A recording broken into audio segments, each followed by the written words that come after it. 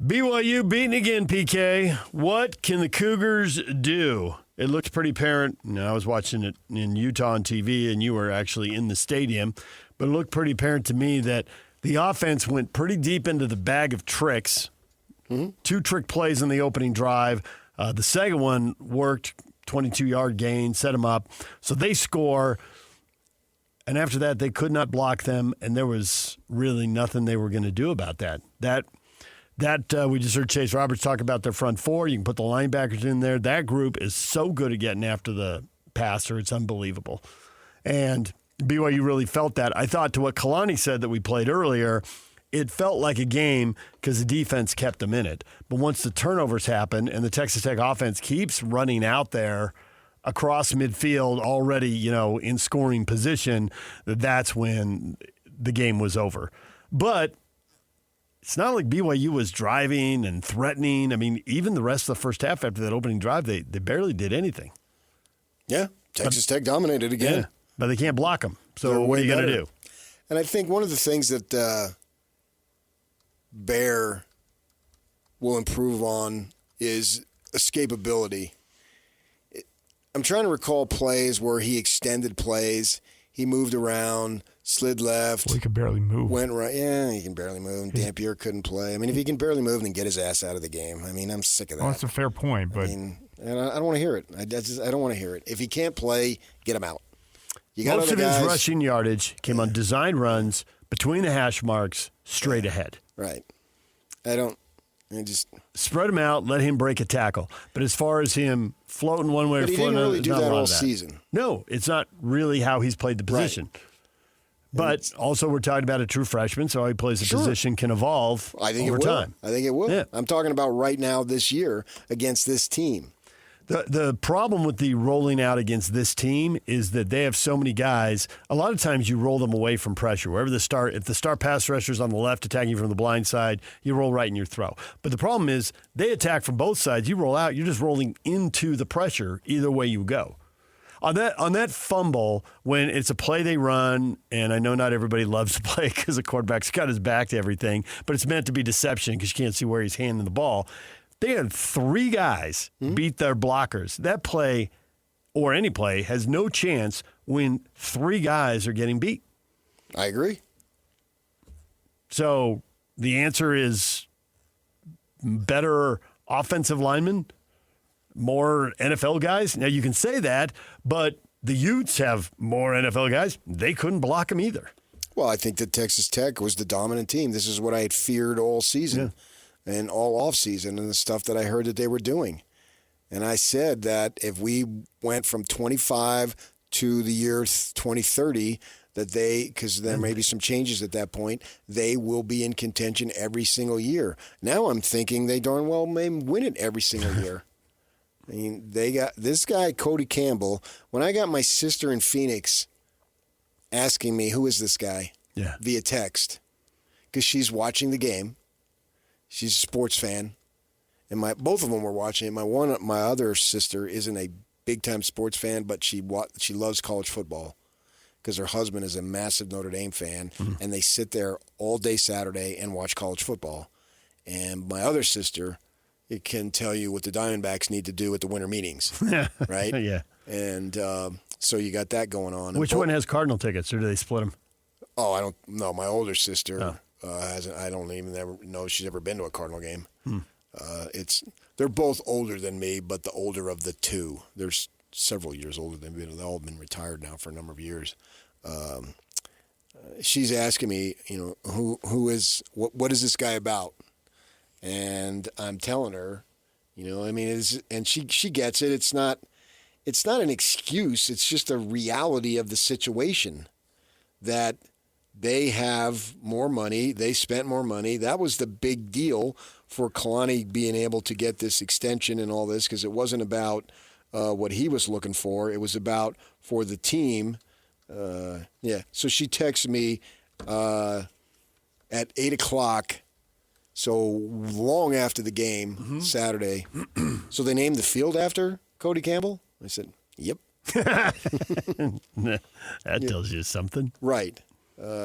She said they mentioned it. I had others tell me that they felt, and that's more, she's neutral as far as, she was rooting for BYU to win in the way I root for the Cardinals to win. It makes no difference to me, but she knows it will help. It will be better for our business to have them going to the playoff, blah, blah, blah. So she gets all that, right? She was the one who saw me at the Suns game when they were playing the Jazz, saw the president of the company get up, and she saw me get up and go try to meet him on the concourse. And so she figured something was up, and she went up and put two and two together, and then stood in front of Steve Starks and just bragged on how awesome I am as a human being. So she got street smarts. Whatever I got, she's got it way more. And so she understands why we were wanting BYU to win. And she said, well, they sort of mentioned that on the broadcast. Now, I've had other BYU people since I've been home tell me they didn't mention the Cody Campbell angle enough, that this is the reason.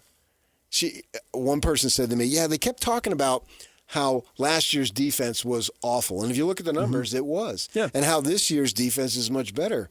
And this person said to me, well, they made it sound like, they just worked harder. Well, no. They did. They worked harder at spending money on better players. I mean, they went and bought themselves a defense. They had 6 guys that this is it. Their next game losing, or if they go all the way, that's it. They cannot finagle another year out of the NCAA like so many have tried. They don't decide if you played Wyoming high school ball, that doesn't count or something. Seems like they're coming up with all these different rules, right? So this is what they did. And BYU told me that their defensive line is almost making as much money as all of BYU's team. That's the reality of the situation. I don't want to hear that Bear had a sprained ankle. It's fine. And Dampier wasn't good enough. He was hurt. Put in somebody else then. If they don't play the guy and then tell me he's hurt. Well, he got injured during this game. Then take him out during the game. Take him out during the game. But your original premise was, you said, why wasn't he moving? Well, he could barely move, period. So I'm with you. Why didn't you try something different? He didn't really move all season, though. It's not his game. Not yet. And I don't know that moving against this team the way it's constructed would have mattered. It's not going to work. Because they're rushing off both edges, and you're just going to roll into the They're pressure. just simply better. There it is. Yeah, their defensive line's They're $7 million. richer and better. Yeah. And it showed. They beat you 63-14. Over 2 games, combined score. I mean, it's not a fluke. Right. I agree with what Kalani was saying. He went right, and we were both sitting. I'm sitting right next to Jake. The post game. Hey, this is the best team in the country. We had to play them twice. You'll see, and I think we will see. They're not going to go down. I would be shocked. I don't know if they're going to win it, because one game, the ball can get slippery, get tipped at the line of scrimmage. Anything can happen. Indiana is also the real deal, and they're set up to meet in a semi. They're both going to get a bye. They'll both have to win one game to get there. Right. Oregon, presumably, for Texas Tech. 4 versus 5, because 5 plays 12. And they get a bye into the semis, right? Right. No, they get a bye into the quarters. So in the first round, Oregon, the 5 seed, is going to play the 12 seed, who's James Madison, in Eugene. Oregon ought to roll. Oh, yeah. So then Oregon, as the 5, should play the 4, Texas Tech, in Miami in the Orange Bowl. And I think they're going to have a lot of success. They're just really good. This was my fear all off season, that this was going to happen. And it's happened. It's unfortunate for BYU. As much as it sucks for the rest of the league to look up and see they got all that money, how are we going to compete? And Kyle talked about this. To Shahan's point, though, they need a big brand name, so when you beat them, it really matters.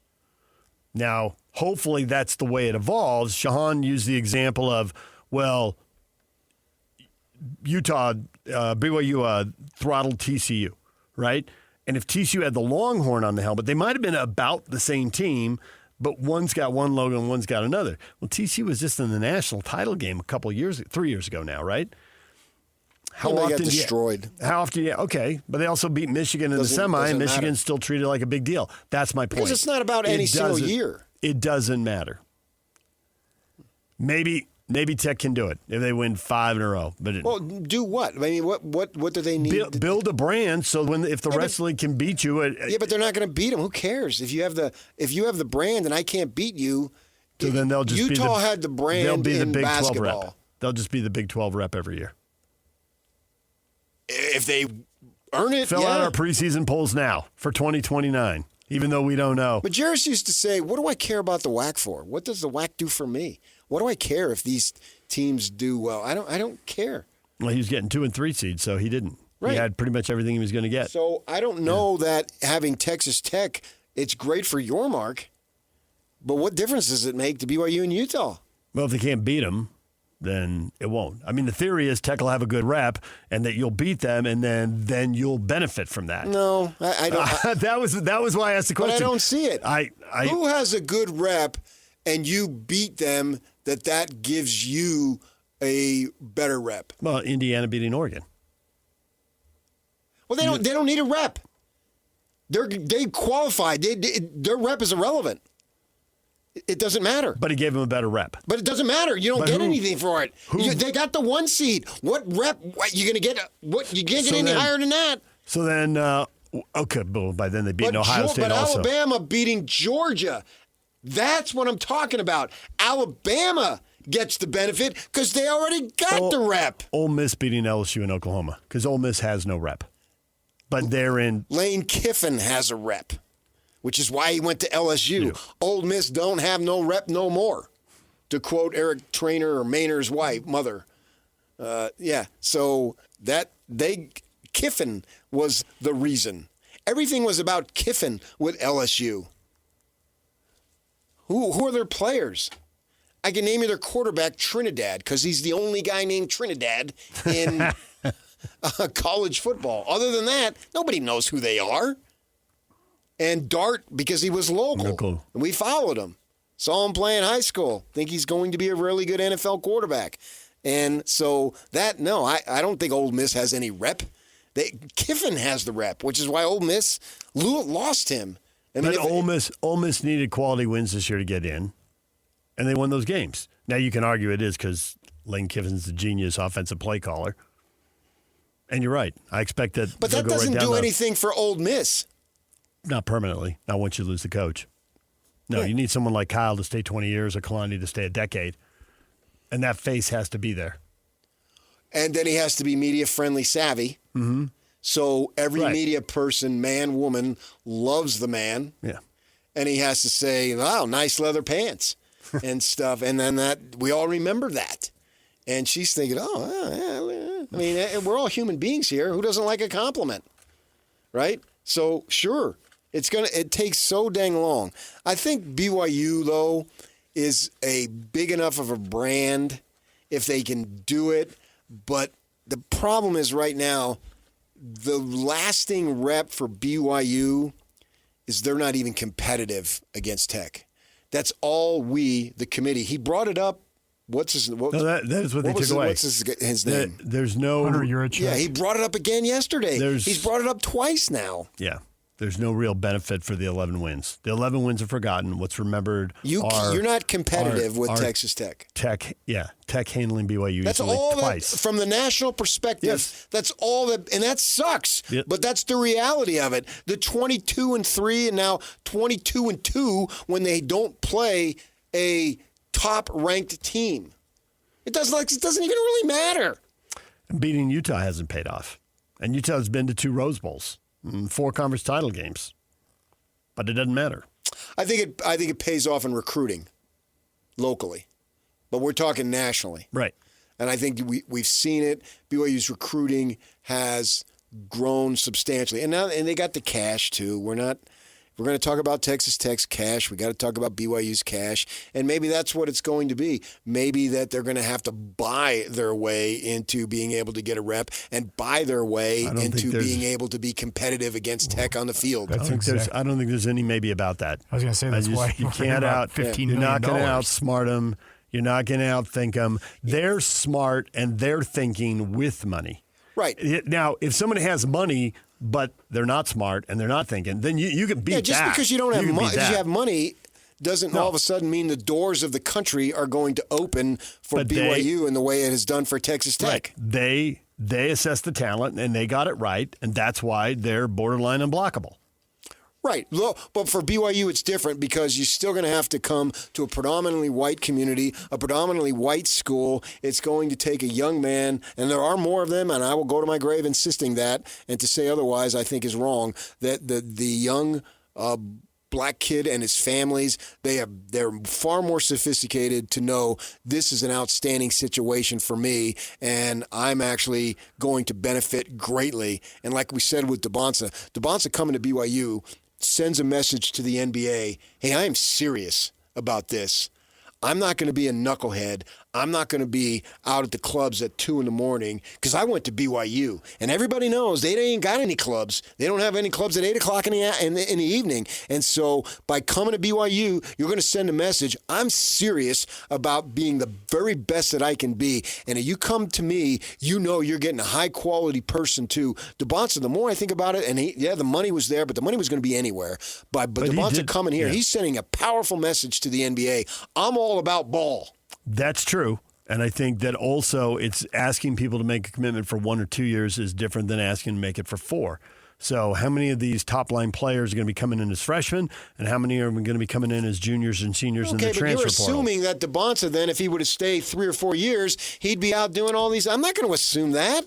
No. I think that it's a bigger ask for someone to come. He might well have come if he stayed 4 years. We'll never know because he's clearly a one-year guy. I'm talking about with all these football players, some of them are going to come for 4. I mean, Kalani's made it clear he doesn't want a purely transfer portal team. They tried that, and they didn't think it worked very well. So I don't think they're going to go down that road again. I think it's always going to be a mix of 1, 2, and 4 years, and those are different commitments. And that may open up some people to doing stuff. I mean, we always talk about people, you're different at 21 than you are at 18. You just are. And you may value stuff differently. But they still got to land 18-year-olds. It's not going to be a total transfer portal team. No, they have. And Tech had a heavy transfer portal team this year. And the guys they're bringing in now, they're bringing in a bunch of 4 and 5 stars who are going to be freshmen. And the good news... And maybe they'll be ready to win right away, but maybe not. Well, they can play, they'll grow, and they'll get better. You want a developmental program. At your core, you always want a developmental program, which is why I think the Utes will always be good. But that may make Tech more vulnerable going forward also. It could, and I think also, too, that the amount of quality Latter-day Saint talent seems to me, I don't have numbers, but it seems to me it grows every year. It does seem to be on the rise, clearly. Yeah. Clearly. Over the course of our 30-plus years here, the number of recruits is just off the charts. Right. It's night and day. There used to be 10 guys who could play in the state, and now there's 30, 40, or 50. Not just the state, but largely. But also, you're right, as far as hitting up Arizona, California, wherever. Yeah, where there's large segments. Yeah, Idaho. Population basis. Not as many people in Idaho, but some really good players out of Idaho. Yeah, so I don't want to paint a picture that it's so gloom and doom, because I don't think it is. I certainly don't think it is for any of the 3 that we cover extensively in this state. I actually think they have an opportunity to be competitive and then see what happens. But they've got to find a way to close the gap right now, as do all the schools in the Big 12. All other 15 have got to find a way to compete with these guys. DJ PK, our weekend failure. Next, stay with us.